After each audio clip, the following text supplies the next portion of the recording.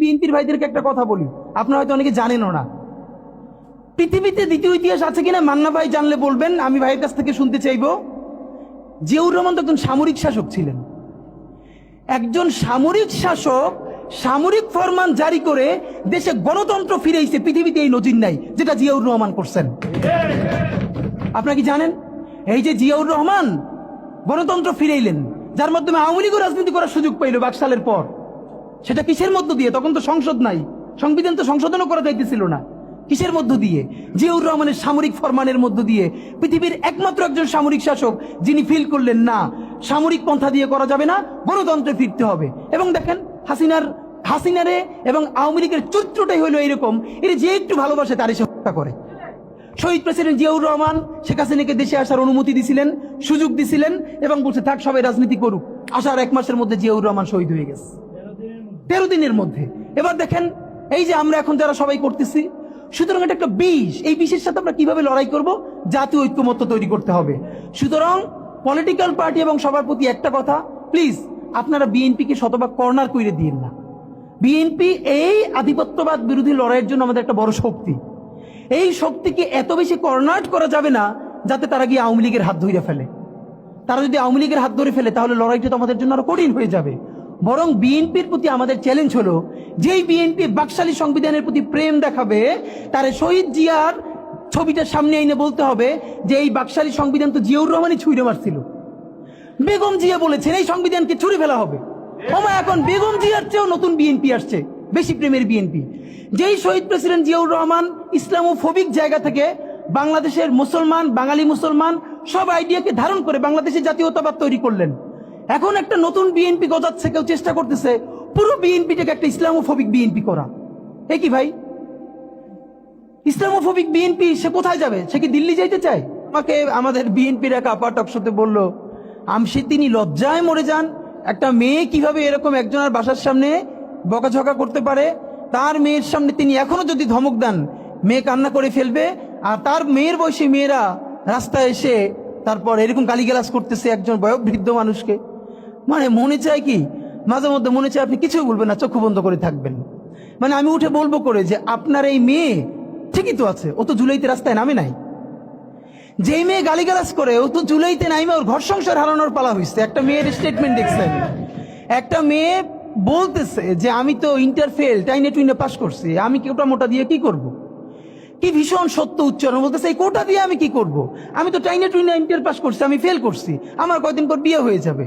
কিন্তু আমার ভাইয়ের রক্ত দেখে আমি থামতে পারি না, আমি রাজপথে নামে আসছি। তা আপনারা রাজনীতিবিদরা যারা এই কথা বলেন না, আপনাদের বাচ্চারা ও লেভেল এ লেভেল পড়ে, এরপরে বিদেশ চলে যায়।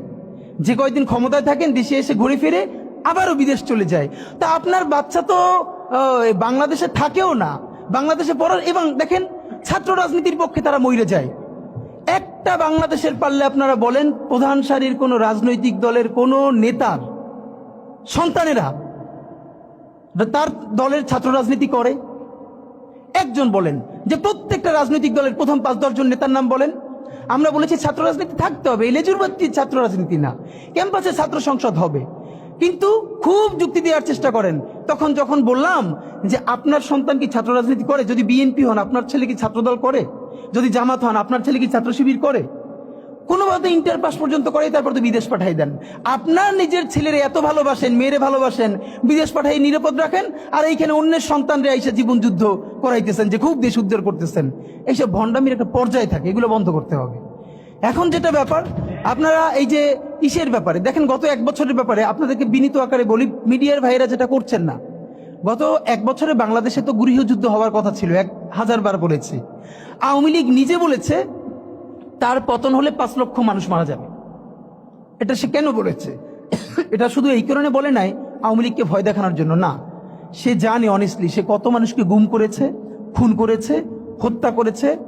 এই প্রত্যেকটা পরিবারের একজন করে মানুষ যদি আওয়ামী লীগের বিরুদ্ধে রুখে দাঁড়ায়, তাহলে তো আওয়ামী লীগের এখানে আও থাকার কথা না। আপনি ভাবেন পিলখানা থেকে শুরু করেন, যতজন অফিসার, সাপ্লাই, যত গণহত্যা, এরপরে নিরাপদ সড়ক আন্দোলন থেকে শুরু করে প্রত্যেকটা জায়গায়, সর্বশেষ জুলাইয়ে মিনিমাম যে 1500 শহীদ, এই প্রত্যেকটা শহীদ পরিবার থেকে একজন যদি জান বাজি রেখে নামে, তাহলে এখানে কি অবস্থা হওয়ার কথা ছিল বলেন। অথচ অবাক হই, এইরকম গণহত্যার পরেও জুলাইয়ের শহীদের কোনো পরিবার কোনো রিভেঞ্জ নিল না। এবং এখানে অবশ্যই বিএনপি, জামাত ইসলামী, অপরাপর প্রধান রাজনৈতিক দলকে আমরা ধন্যবাদ দিয়েছি। তারা অত্যন্ত বিচক্ষণতার পরিচয় দিয়েছে, তারা রিভেঞ্জ নেয় নাই, মানুষকে দমিয়ে রেখেছে। কিন্তু এই গত 1 বছরে, এবং খেয়াল করেন মবের একাডেমিক সংজ্ঞা যদি ধরি, আমাকে খালেদ মহিউদ্দিন ভাইও জিজ্ঞেস করবার চেষ্টা করলো একই টকশোতে, মানে মব কি মানে হইল, মবের এখন ভালো সংজ্ঞা হইছে যেইটা আপনার বিরুদ্ধে হবে, এই এস্টাবলিশমেন্টের বিরুদ্ধে, সেইটি হইল মব। আর যেইটা আপনার শত্রুর বিরুদ্ধে হবে ওইটা মব না, ওইটা হলো মুক্তিযুদ্ধ। বাংলাদেশের স্বাধীনতার ইতিহাসে সব থেকে নিকৃষ্টতম ভয়াবহ মবের নাম শাহবাগের সন্ত্রাস।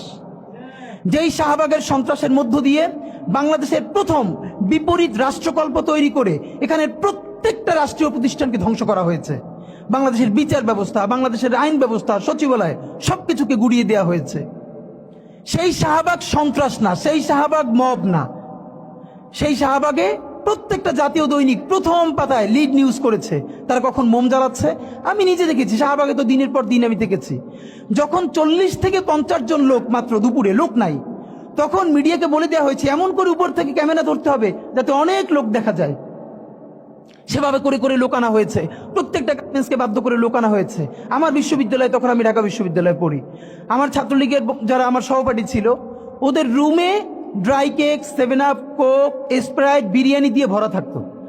শাহবাগ হলো পৃথিবীর এমন একটা আন্দোলন যেখানে কাচ্চি থেকে শুরু করে সমস্ত খাবার দাবার দিয়ে আন্দোলন করা হয়। তো ওরা সব রুমে নিয়ে আসতো, যেগুলো এক্সট্রা থাকতো ওরা আবার ফ্রেন্ডদেরকে ডাকতো, কার কি লাগবে নিয়ে যা। এই কথা কেন বললাম? একটা মিডিয়া কি তখন সেটাকে মব বলেছে? সাংবাদিক মাহমুদুর রহমান হাজার আক্রমণের পর কুষ্টিয়ে যখন আক্রান্ত হয়ে 11টা মাথায় সেলাই লেগেছে, তার 11টা, রক্তাক্ত ভয়াবহ অবস্থা, একটা পত্রিকা সেটাকে মব বলে নাই। আদালত চত্বরে একজন মানুষ আদালতের কাছে গেছে, আদালতের সামনে তাকে বিচার মানে মাথা ফাটিয়ে দিচ্ছে, রক্ত। সংগ্রাম সম্পাদক আবুল আসাদ, পত্রিকা যদি জামাতের সমর্থিত হয়, আপনি তো, সেটা তো কোনো কথা না। বাংলাদেশের প্রত্যেকটা পত্রিকার একটা আইডিওলজি আছে। কিন্তু এর মানে কি, এই যে প্রথম আলোর সামনে যারা দাঁড়িয়েছে, আমরা তাদের পক্ষে দাঁড়িয়েছি, আমরা বলি না। আপনি পারলে প্রথম আলোর বিকল্প আরো 10টা প্রথম আলো তৈরি করেন, তার অফিসের সামনে আপনার কাজটা কি? আমরা তো তখন সে কথা বলেছি। কিন্তু এই যে সবাই মব বাজরা, যারা মব ট্রেডিং করছেন, তারা সম্পাদক আবুল আসাদের রুমে ঢুকে, একটা পত্রিকা অফিসে, সব থেকে বয়োজ্যেষ্ঠ সম্পাদক ছিলেন উনি বাংলাদেশের, দাড়ি ধরে টেনে মুক্তিযুদ্ধ মঞ্চের সন্ত্রাসীরা তাকে বের করে তারপরে থানায় নিয়ে গেছেন। একটা পত্রিকা মব লেখে নাই, সেইগুলো কোনোটা মব না। এরপর তো বলতে পারবো হাজার হাজার। কিন্তু এই যে কোন বাচ্চারা গালি দিচ্ছে, কাকে দিচ্ছে, যেই বাচ্চার একটা চোখ নাই, ইন্টারে পড়ে, এখন সে ভর্তি হবে ভার্সিটিতে, অন্য চক্ষু কাজ করছে না, হাত নাই, পা নাই, তার মধ্যে ভীষণ ট্রমা কাজ করে। এই রাষ্ট্রের প্রধান কাজ কি ছিল? রাজনৈতিক দলগুলোর রাষ্ট্রকে বাধ্য করা, আমাদের যেই সব ছেলেমেয়েরা চোখ হারাইছে, চিরতরে অন্ধ হইছে, পঙ্গু হইছে, রক্তের সাগরের মধ্য দিয়ে হইছে, ওদেরকে দিনের পরে দিন কাউন্সিলিং করা। ওরা এখনো ট্রমাটাইজড। ওদেরকে স্কুলে, কলেজে, ইউনিভার্সিটি দিনের পরে দিন কাউন্সিলিং করা উচিত ছিল। আপনি কাউন্সিলিং করেন নাই, ওদের পুনর্বাসন করতে পারেন নাই, শহীদদের পরিবারের পুনর্বাসন করতে পারেন নাই। এখন এই ছেলে মেয়েগুলো দেখে যে এই রক্তের মধ্য দিয়া সে চিরতরে অন্ধ হইছে, পঙ্গু হইছে, এখন তার ন্যূনতম বিচারই শুরু হয় নাই, বিচার নাই, সংস্কার নাই। সে বরং দেখতে পাইতেছে সেই আগের পুরনো আওয়ামী লীগ জিকে বসতেছে, যাতে তার মনে হইতেছে সে যে আবার অন্ধ হয়ে বাইচে আছে, সেটাও হয়তো বাইচে থাকতে পারবে না, এবার হয়তো তাকে হত্যা করে ফেলা হবে। সেই রিয়েকশনে সে কাউকে গালি দিচ্ছে। এই গালিকে আপনার এত অপবিত্র মনে হয়, কিসের সাথে তুলনা দেন? গত 15 বছর যার তুলনা একমাত্র জাহান্নামের সাথে হইতে পারে। তো আপনারা কি বুঝাইতে চান আমাদেরকে? এগুলো মনে করেন আমরা বুঝি না? নাম ধরে বললে পলিটিক্যাল পার্টিগুলো বেশি প্রেসার ফিল করে। আমার হেড বিভিন্ন টিভি থেকে ফোন করে বলে, ভাই আপনার সাথে তো অমুক দলের অথবা অমুক দলের কেউ আসতে চায় না। এখন এই জন্য আমার কি হয়েছে, তারা যাতে একটু ট্রাস্ট পান, একটু কনফিডেন্স পান, এই জন্য কথার উত্তর দিই না। আমার এক বড় ভাই টকশোতে বললেন, তুমি থাক, ওনারা মুরব্বী মানুষ, তুমি যদি 2 শব্দ কম বলো তোমার জীবন পইরিয়াছে, কিছু হবে না। তাই ওনাদেরকে 2 শব্দ কম বলতে বলতে ওনারা এমনই হয়েছে, ওনারা মাইনেই নিতে পারে না যে এই বাচ্চারা না থাকলে ওনারা যে এখনো জেলে থাকতো অথবা বাড়ি বাড়ি পালাইতো, এইটা ওনাদের ভুলেই গেছে 1 বছরে। তো সেই বাচ্চার গালিগালাজরে আপনার এত খারাপ লাগে? আমি বলেছি সমস্ত গালিগালাজ বন্ধ হয়ে যাবে। আমি এখন আপনারা চাইলে, আমার কাছে একাডেমিক থিসিস আছে কেন গালি দেওয়া যাবে। শুধু গালি দেওয়াই যাবে না, এই গালি কেন বৈধ এমনি তো বলা যাবে না, যে একাডেমিক থিসিস আছে। আমি আন্দাজে কথা বলি না, আমি একটা বিশ্ববিদ্যালয়ে পড়াইও, তো এইটা আমি বলতে চাই না। তখন আবার বলবেন যে গালিকে প্রমোট করে। কিন্তু হ্যাঁ, আপনার চোখের সামনে শহীদ রিয়াগো এর বুলেটটা ভিতর থেকে ঢুকে এরপরে পিছনের ওয়ালে গিয়ে লিখেছে, সে ওয়াল 2 ইঞ্চি ছিদ্র হয়ে গেছে। এই রাষ্ট্রের এমন কোন লিথাল ওয়েপন আর্মির কাছে, পুলিশের কাছে, বিজেপির কাছে ছিল না যেইটা সাধারণ নাগরিকের উপরে এই হাসিনা ব্যবহার করে নাই। আপনার বুকের মানিক আপনার সামনে বসে কলিজা ছিঁড়ে ওয়াল ছিদ্র হয়ে যাচ্ছে, তখন আপনি রবীন্দ্রসঙ্গীত গাইবেন? আপনি কি করবেন তখন? এখন মুশকিল হলো, এই গালি নিয়ে যারা কথা বলে তার কোনো সন্তান শহীদ হয় নাই, তার বাবা মাও শহীদ হয় নাই, কেউ অন্ধ হয় নাই, পঙ্গু হয় নাই, তাই গালি এত বিষ লাগে, আর আওয়ামী লীগ তার মধুর মতো লাগে। তো এখন আমি সর্বশেষ যে কথাটা বলতে চাই, আপনারা একটা মিডিয়ার ভাইয়েরা কাইন্ডলি চেষ্টা করে দেখেন, এই যে গৃহযুদ্ধটা হওয়ার কথা ছিল হইল না, তো অশান্তি তো কিছু থাকবেই, আমরা তো রাষ্ট্র গঠন করব, এরপরও তো তুলনামূলক অনেক কম হচ্ছে। কেউ একটা মিডিয়া কেন বলতেছে না 1971-এর মহান মুক্তিযুদ্ধের পর 72 থেকে 75 বাংলাদেশে যেই পরিমাণ মব সন্ত্রাস হয়েছে, যেই পরিমাণ কেওয়াস হয়েছে, ইতিহাসে তা আর হয় নাই। তার সাথে জড়িত ছিল কারা? এই যে মুজিব বাহিনীর গুন্ডারা। আমার বাবা আমার মা বলেছে মুক্তিযুদ্ধের পরে যে অস্ত্রগুলো জমা দেয়া হয় নাই, সেই জমা না দেয়া অস্ত্র থেকে প্রত্যেকটা বাড়িতে বাড়িতে ছিনতাই, রাহাজানি। আমার মায়ের আজকে এই কথাটা বলে, আমার মা বলতেছেন আমার নানা একজন সম্ভ্রান্ত আলেম, তিনি যেখানে থাকতেন মুক্তি বাহিনী এবং পাকিস্তান বাহিনী কেউই তাকে কখনো আক্রমণ করেন নাই তার সম্মানে। আমার মা খালার বাসায় ছিলেন, তাকে পুরো এলাকাবাসী দেখে রেখেছে। বাট মুক্তিযুদ্ধের পরে আমার মা বলেছে, তখন তার বয়স 16, আমার মা আমার খালা এবং এলাকার অনেক মেয়েদেরকে, যাদের চেহারা একটু ভালো ছিল, তাদের গায়ে কালি মেখে তারপরে অনেক সময় মাটির নিচে বাংকার বানিয়ে বা বিভিন্ন জায়গায় রাখা হতো তাদের সম্ভ্রম রক্ষা করবার জন্য। এই মুজিব বাহিনীর গুন্ডারা সেগুলো করেছে না? এমন কোন চিন্তা নেই। ব্যারিস্টার ফুয়াদ ভাই সেদিনকে বলেছেন, তার বাবা সে অসংখ্য সালিশ করেছে তাদের এলাকায়, যে এই গুন্ডাগুলো মুক্তিযুদ্ধের পর বিভিন্ন জায়গায় ছিনতাই করতো, তারপরে এলাকাবাসী আইনে গাছের সাথে বাইধে রাখতো, এরপর এলাকার মুরব্বীরা আবার সব উদ্ধার কইরা মানুষের কাছে কাছে দিয়ে আসতো।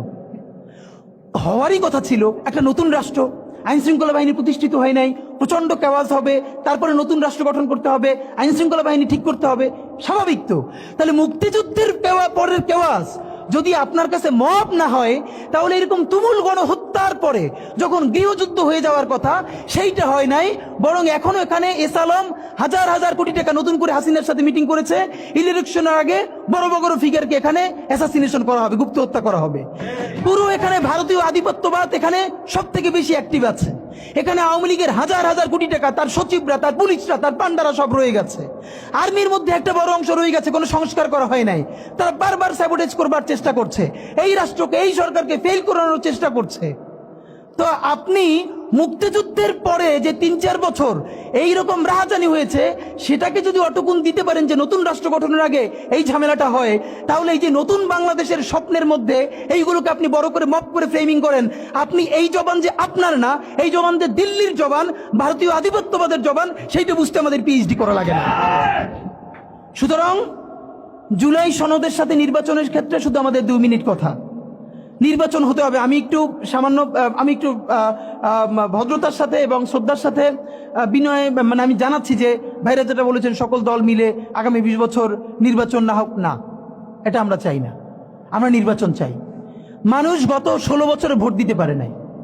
মানুষ আনন্দ নিয়া শীতের সকালে বাচ্চা কাচ্চাকে কুয়াশার মধ্যে লাইন দিয়ে দাঁড়াই থাকবে, ভোট দিবে। আমরা সেই বাংলাদেশ দেখতে চাই। আমরা নির্বাচন চাই, নির্বাচন হতেই হবে। এই নির্বাচনকে বানচাল করবার জন্য দিল্লি থেকে শুরু করে আওয়ামী লীগ হাজার হাজার কোটি টাকা নতুন করে এখানে বিনিয়োগ করছে। নির্বাচন লাগবে, তবে আমাদের প্রশ্ন হলো সেই নির্বাচনের ম্যান্ডেট হবে কি? এখানেই আমাদের কথা। কোন ধরনের আপোষ ছাড়াই নতুন নির্বাচন হইতে হবে জুলাই সনদের ভিত্তিতে, এইটাই আমাদের কথা। জুলাই সনদের ভিত্তিতেই নির্বাচন হতে হবে এবং জুলাই সনদের বৈধতা নির্বাচনের আগেই দিয়ে সেইটার ভিত্তিতে নতুন নির্বাচন হবে, যেই নির্বাচনের ম্যান্ডেট থাকবে নতুন সংসদে নতুন বাংলাদেশের জন্য আমাদের রাজনৈতিক দলগুলো মিলে নতুন সংসদের নতুন সংবিধান উপহার দিবে। যেই সংবিধান 72-এর বাকশালী সংবিধান, ফ্যাসিবাদী সংবিধান, যেই সংবিধানের কোনো ম্যান্ডেট ছিল না বাংলাদেশ রাষ্ট্রের সংবিধান করবার, কারণ তারা পাকিস্তান রাষ্ট্রের মধ্যে শপথ নিয়ে পাকিস্তান রাষ্ট্রের জন্য সংবিধান প্রণয়নের কথা বলেছিলেন, কিন্তু বাংলাদেশ রাষ্ট্রের কোনো ম্যান্ডেট তাদের কাছে ছিল না। তারপরে তারা সংবিধান রচনা করেছেন, এরপরেও তারা একটা সেই সংবিধানকে লেজিটিমেট করবার জন্য একটা গণভোট দেন নাই। এরপরে যারা 73-এর একটা ভোট চুরির নির্বাচন দিয়েছে, সেই 73-এর নির্বাচনের ভোটের ইশতেহারের মধ্যেও তারা এই সংবিধানকে তারা লেজিটিমেসি দেন নাই, ইশতেহারে রাখেন নাই।